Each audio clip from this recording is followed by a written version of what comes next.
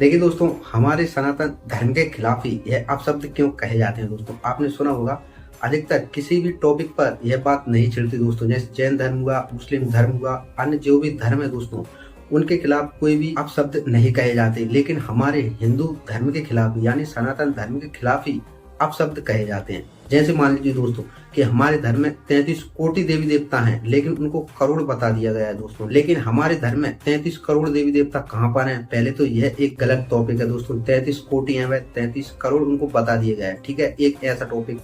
दूसरा टॉपिक के हमारे धर्म में दोस्तों ईश्वर कौन है, कौन भगवान है। कोई माता को सर्वश्रेष्ठ बताता है दोस्तों, कोई भगवान विष्णु को सर्वश्रेष्ठ बताता है, कोई भगवान रुद्र को सर्वश्रेष्ठ बताता है, ठीक है। तो इस तरह के टॉपिक हमारे धर्म के खिलाफ ही क्यों छोड़ते हैं दोस्तों? इसका क्या कारण है? देखिए दोस्तों, इसका सीधा सा कारण है दोस्तों, यानी दोस्तों हमारे सनातन धर्म के खिलाफ हमको भी सत्य जानकारी नहीं है दोस्तों। जो भी हमारे गुरुजन है वह भी हमको आधी अधूरी जानकारी देते हैं दोस्तों, और वह भी दोस्तों कुछ गुरुजन गलत जानकारी देते हैं। अब यह मैं क्या बोल रहा हूँ दोस्तों, आप पहले यह वीडियो देख लीजिए, फिर मैं आपको बता दूंगा दोस्तों। गुरुजी, हम ये सवाल करना चाहते हैं कि दुर्गा जी को सिंदूर चढ़ाते हैं, लोग लगाते हैं, दुर्गा जी को पति कौन है? अभी मजा आएगा ना भिड़ो। दुर्गा जी के पति भगवान शंकर। क्या बात है सर, क्या बात है सर, क्या बात, ये बात है। माँ भगवती दुर्गा जी के कोई पति नहीं है, ये खुद पति हैं।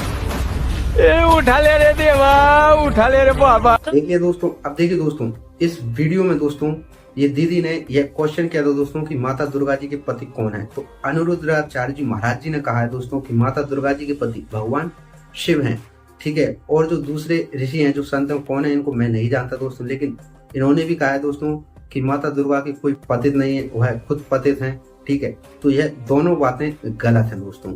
यह मैं क्यों कह रहा हूँ दोस्तों, यह वेद के आधार पर कह रहा हूँ दोस्तों। सत्य जानिए, इसीलिए दोस्तों कहता हूँ सत्य जानिए।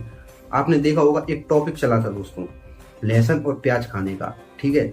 लहसुन और प्याज क्यों नहीं खाना चाहिए? किसी संत ने कह दिया कि इसको नहीं खाना चाहिए, यह मांसाहारी होता है, तो आपने मान लिया और उसको बंद कर दिया, ठीक है। फिर टॉपिक छिड़ा दोस्तों कि आखिर इसकी उत्पत्ति कहाँ से हुई। तो फिर किसी ने बोल दिया दोस्तों, आपने देखा होगा इस पे कई संत लोगों ने, बड़े बड़े संत लोगों ने दोस्तों अलग अलग टॉपिक दिए हैं। आखिर यह वेद में है तो इस पर अलग अलग टॉपिक क्यों दोस्तों? देखिए, कोई बोलता है कि यह कुत्ते के अंड से जन्मा है इसलिए इसको नहीं खाना चाहिए, कोई गाय के अंड से इसको बताता है, गाय से जन्म हुआ है इसका, कोई समुद्र मंथन से इसकी उत्पत्ति बताता है। यानी दोस्तों सब अलग अलग टॉपिक बताते हैं। अगर वेद में इसका जिक्र है तो सब इतने अलग टॉपिक क्यों दोस्तों, एक ही टॉपिक क्यों नहीं? तो यह सब मनगढ़ंत बातें हैं दोस्तों। लहसुन और प्याज की उत्पत्ति कहीं से नहीं हुई दोस्तों, जो फल है उसी तरह हुआ है दोस्तों। इसका भी भेद मैंने बताया दोस्तों, और इसकी वीडियो बहुत जल्द ला रहा हूँ।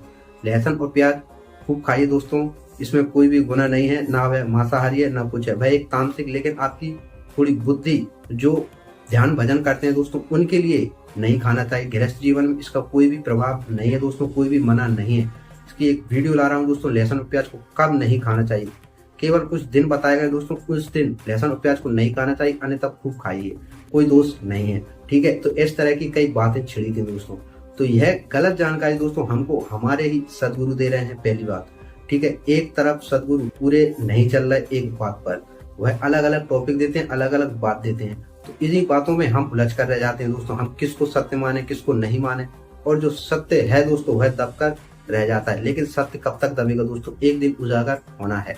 तो इस तरह की सच्चाई है दोस्तों। तो इसी हिसाब से मैंने बताया दोस्तों ये दोनों बातें गलत हैं, क्योंकि दोस्तों जो अनिरुद्धाचार्य जी महाराज ने कहा है कि माता दुर्गा जी के पति भगवान शिव हैं, तो मैं यह बताता हूँ दोस्तों कि माता दुर्गा जी के पति भगवान शिव नहीं है। वह क्यों है दोस्तों? देखिए, माता दुर्गा जी के पति भगवान रुद्र हैं, ठीक है, उनको शिव कहते हैं, लेकिन वह शिव नहीं है।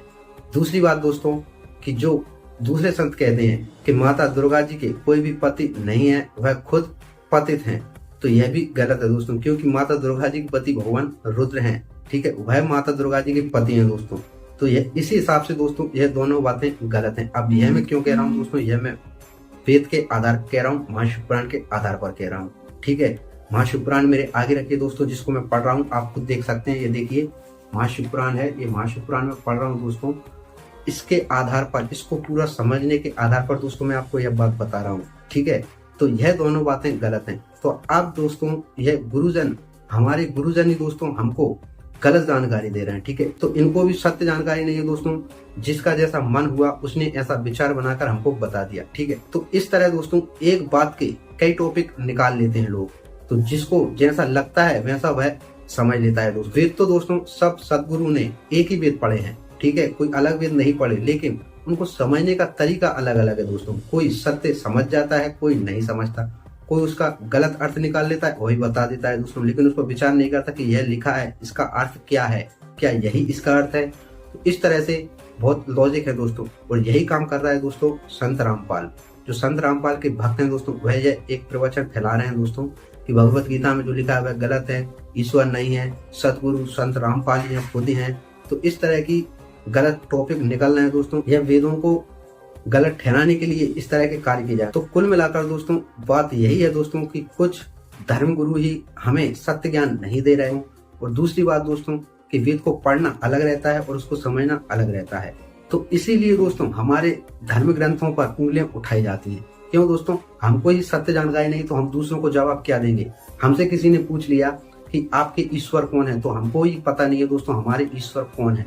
हमको पता है कि भगवान विष्णु ईश्वर हैं, परमात्मा हैं, तो उनको हम बता देते हैं। किसी भक्त से पूछा, उसने बता दिया भगवान शिव परमात्मा है। ठीक है, और किसी भक्त ने पूछा तो उसने बता दिया माता दुर्गा जी, जिनसे तीनों देवों का जन्म हुआ है, तो माता दुर्गा जी ईश्वर हैं, श्रेष्ठ हैं। तो इस तरह की दोस्तों कई टॉपिक निकलते हैं। हमको पहली बात तो यही पता नहीं दोस्तों कि हम में सबसे सर्वश्रेष्ठ ईश्वर कौन है निर्गुण निराकार, जिनसे इन तीनों देवताओं और तीनों देवियों का जन्म हुआ है, यानी प्रकट हुए हैं। तो यह गुप्त रहस्य है दोस्तों, इसकी बहुत ही रहस्यमय बातें हैं दोस्तों, जिनको मैं समझाने के लिए एक नया वीडियो ला रहा हूँ दोस्तों कि हमारे सनातन धर्म में ईश्वर कौन है दोस्तों, किसको परमात्मा कहा गया है, कौन है परमात्मा, कौन इन तीनों देवताओं और तीनों देवियों का पालन करता है दोस्तों। सारी जानकारी दोस्तों आपको इस वीडियो में दूंगा, और बहुत डिटेल में और विस्तार से दूंगा दोस्तों। वह वीडियो बहुत खास होगी दोस्तों। उसको देखने के लिए आप इस चैनल को सब्सक्राइब अवश्य कर लें अगर आप सनातन धर्म से हैं और इन बातों को जानना चाहते हैं दोस्तों कि हमारे धर्म में पूर्ण परमात्मा किसको कहा गया है, कौन है इन तीनों देवताओं और तीनों देवियों के जन्मदाता। तो इस तरह की कई बातें हैं दोस्तों जो समझना अति आवश्यक है दोस्तों। तब जाकर जो भी हमसे कोई भी अनजान व्यक्ति हमारे धर्म के खिलाफ उंगली उठाए या हमारे धर्म के खिलाफ कुछ भी क्वेश्चन करे या कुछ भी बोले दोस्तों, तो हमको उसका मुंह तोड़ जवाब देने के लिए हमको जानकारी होना अति आवश्यक है दोस्तों। इसलिए कहता हूँ सत्य बातें जानिए। ठीक है, जो बड़े गुरु जरूरी नहीं है दोस्तों, जो बड़े गुरु हैं वह बोल रहे हैं वह सत्य ही है दोस्तों, जरूरी नहीं है। मैं यह नहीं बोल रहा दोस्तों कि वह गलत बताते हैं, वह सत्य बताते हैं दोस्तों, लेकिन कुछ बातें ऐसी हैं दोस्तों जो गलत हैं। देखिए जो गलत है मैं उसको गलत बता रहा हूँ दोस्तों, हर व्यक्ति की नहीं कह रहा मैं दोस्तों, जैसे मैंने आपको प्रमाण दिया है। ठीक है, तो यह बातें हैं दोस्तों। तो इसलिए दोस्तों हर किसी पर विश्वास भी नहीं करना चाहिए, उसको भी हमको भी सोचना समझना चाहिए दोस्तों, क्योंकि ईश्वर ने हमको बुद्धि दी है दोस्तों। मनुष्य एक ऐसा है जिसमें सोचने और समझने की शक्ति है। ठीक है, नहीं तो पशु समान हो जाएगी दोस्तों। आप किसी ने कुछ बोल दिया उसको तुरंत मान लेते हैं, उस पर बात विचार नहीं करते दोस्तों। तो यह एक हमारी गलती है दोस्तों। इसलिए दोस्तों सनातन धर्म को जानिए, सत्य बातें जानिए दोस्तों, जो आपको इस चैनल पर मिलेंगी दोस्तों, क्योंकि मैं महाशिवपुराण पढ़ रहा हूँ और भी वेद पढ़ूंगा दोस्तों, जिनको मैं गुप्त रहस्य से समझूंगा दोस्तों, उनके बातों को जानूंगा दोस्तों, और खुद लाइव में आपको पढ़कर भी बताऊंगा और फिर उनका अर्थ बताऊंगा, और आप भी समझिए कि उन बातों का अर्थ क्या है, आखिर क्या सच्चाई है, वेदों में आखिर क्या लिखा है। तो बहुत सी बातें हैं दोस्तों जिनको समझना आपको जरूरी है दोस्तों, तब जाकर हम इन विद्रोहों का मुंह तोड़ जवाब दे सकते हैं दोस्तों। तब जाकर हमारे सनातन धर्म के खिलाफ कोई भी उंगली नहीं उठाएगा दोस्तों, नहीं तो इस तरह ही चलता रहेगा, वेद बदनाम होते रहेंगे। ठीक है, और हमारा धर्म नीचे गिरता रहेगा दोस्तों। तो इसलिए दोस्तों सत्य जानिए, और जो हमारे धर्म के खिलाफ कुछ भी बोले दोस्तों उनको मुंह तोड़ जवाब दीजिए। तो सत्य जानिए दोस्तों।